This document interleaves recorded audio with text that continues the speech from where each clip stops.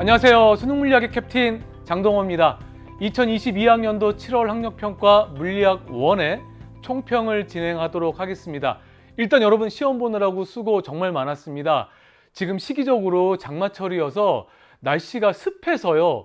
에어컨이 없는 곳에 조금만 나가 있어도 땀이 막 나는 그런 불쾌지수가 높은 날씨 속에서 여러분 하루 종일 시험 보느라고 정말 수고 많았습니다.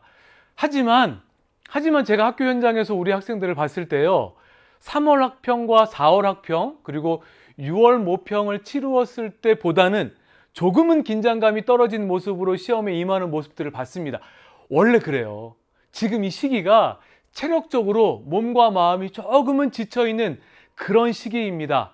그렇기 때문에 여러분들 여름방학을 앞두고 있는 고3 수험생들인 경우 몸도 마음도 더 많이 어느 때보다 지쳐 있을 텐데, 자, 그럼에도 불구하고 열심히 시험을 치른 여러분들 수고했다는 말씀과 함께 한 문제 한 문제 꼼꼼하게 우리가 해설 강의에 앞서서 전체적인 총평부터 진행하도록 할게요.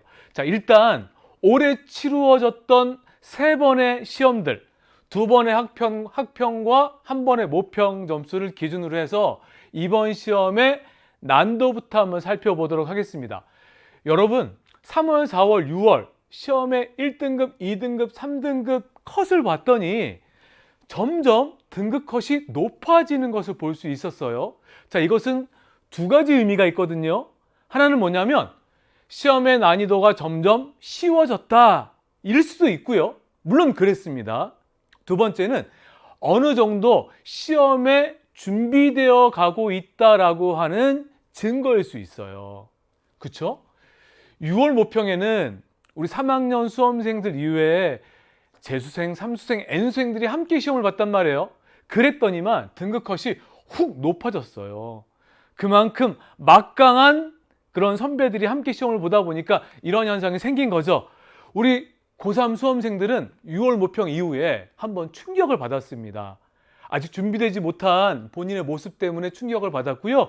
그리고 앞으로 어떻게 공부를 해야 될지 나름대로 생각하면서 또 한번 충격을 받은 그런 시험이었단 말이에요. 그런데 이번 시험은 제가 봤을 때는 2023 6월 모평보다도 쉬웠어요.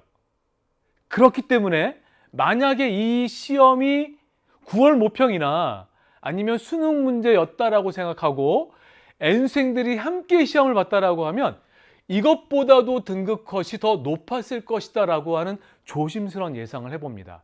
물론 지금 이 7월 학평은 고3 수험생들만 보았던 시험이기 때문에 그렇게까지 등급 컷이 높아지진 않겠지만 실제로 N생들과 함께 시험을 봤으면 그러한 등급 컷을 나타낼 정도로 비교적 3월, 4월, 6월 시험에 비해서는 난이도가 쉬웠어요. 여러분, 그런데 나는 어려웠단 말이야. 이렇게 느끼는 친구들 분명히 있잖아요. 특히 이번 시험의 특징은 1페이지가 어려웠어요. 그동안은 1페이지는 쉽게 풀다가 4페이지에서 이제 시간도 얼마 남지 않고 급한 마음인데 문항의 난도는 높단 말이야. 그래서 더 많이 당황하고 그랬을 텐데 4페이지에는 오히려 풀만한 문항들이 있었고요. 1페이지부터 1단원 문제들, 특히 계산 문제가 필요한, 계산 과정이 필요한 문항들이 있었기 때문에 처음부터 당황하면서 시작했을 가능성이 높습니다. 그렇죠. 분명히 그랬을 거예요. 그러면서 생각보다 나는 어렵게 느꼈는데 라고 느끼는 친구들이 있을 것입니다. 만약에 이번 시험이 지난 시험에 비해서 어렵게 느끼는 친구들이 있었다라고 하면 조금 반성해야 돼. 반성이라고 하는 것은 지나온 시간들을 돌아보면서 다시 한번 본인의 모습을 성찰하는 거예요. 그리고 앞으로 나는 어떻게 준비해 나가야 되지? 어떻게 구체적으로 계획을 세우고 어떻게 세밀하게 준비해 나가야 할지에 대한 방향을 설정해야 된다는 거예요. 알겠죠? 전체적인 난도가 그랬다는 것입니다. 여러분들에게는 아직 시간이라는 것이 있으니까 충분히 준비하고 만회할 시간이 있다는 것을 기억하시면서 그렇게 준비를 계획하시면 됩니다. 자, 그러면 출제 유형을 보면 이번 시험도요, 지난 시험과 크게 다르지 않게 지식형 문항과 풀이형 문항이 7대3의 비율, 이 풀이형 문제가 5문제 내지 6문항 정도가 출제가 됐습니다. 그렇죠? 그 풀이 과정에서 시간이 조금은 되었을 것이에요. 단원별로 문제가 어떻게 출제되냐 살펴보니까 이번에는 1단원이 조금 더 많이 출제가 됐습니다.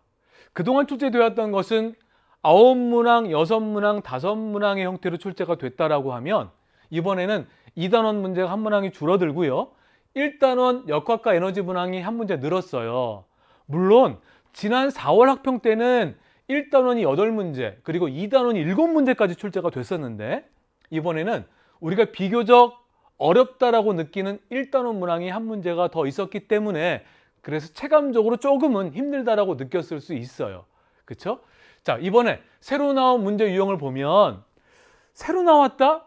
라고 하기보다는 사실은 이런 형태의 문제는 우리가 그동안 많이 접했어요. 그런데 지금 이 문제 3번 문제 특히 1페이지에 나오면서 여러분들 시작부터 당황하게 했을 그런 유형인데 실이 끊어지는 문제죠. A의 운동을 살펴볼 때 Q부터 P까지 내려가는데 걸리는 시간에 대한 정보가 나옵니다. 6m를 이동했다라고 하는데 그때 무엇을 놓쳤을 가능성이 있냐면 여기를 지나가는 순간 실이 끊어지는데 끊어진 이후에 P는 점점 속도가 느려지면서 더 올라간 후에 그 다음에 다시 내려와야 되는 상황을 생각했어야 돼요. 그래서 이 문제에서 조금 힘든 것을 느꼈을 수 있어요.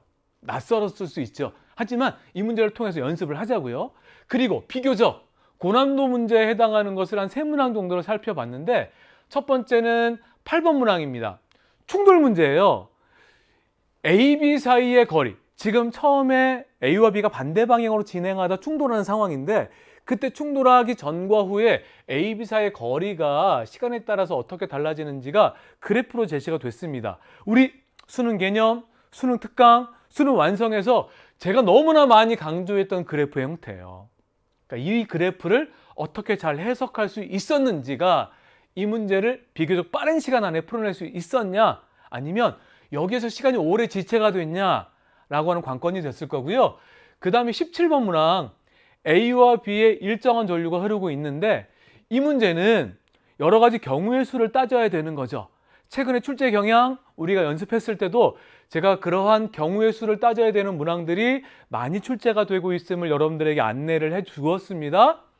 A와 B의 같은 방향의 전류가 흐를 때, 반대 방향의 전류가 흐를 때를 각각 생각하면서 문제에서 주어진 조건이 만족하는지 여부를 판단했어야 되는 그런 문제였고요. 18번 문제는 정지하고 있는 B를 향해서 A가 진행합니다. 그런데 그 B에는 용수철이 연결되어 있는 거예요. 두 물체가 충돌을 해요. 충돌할 때 용수철이 최대로 압축되는 그 순간을 어떻게 해석했냐. 그것이 이 문제의 난이도를 아마 결정했을 거예요.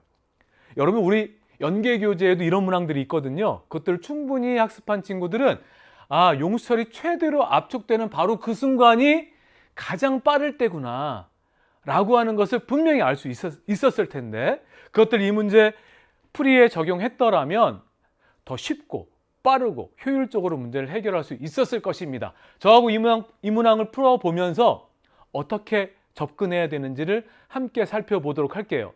자, 이제 본격적으로 한 문항 문제 해결을 저하고 해볼 텐데 아까 제가 시작하면서 드렸던 말씀 기억하시죠? 특히 고3 수험생들 과탐에 대한 준비가 매우 부족한 상황입니다. 앞으로 우리가 과탐에 조금 더 시간에 대한 안배 그리고 우선순위를 두면서 잘 준비해 나갔으면 좋겠다는 마음이고요. 저하고 한 문제 풀어가면서 부족한 부분들이 채워지는 그런 시간이 되기를 바라면서 문항 해설 시작하도록 하겠습니다. 감사합니다.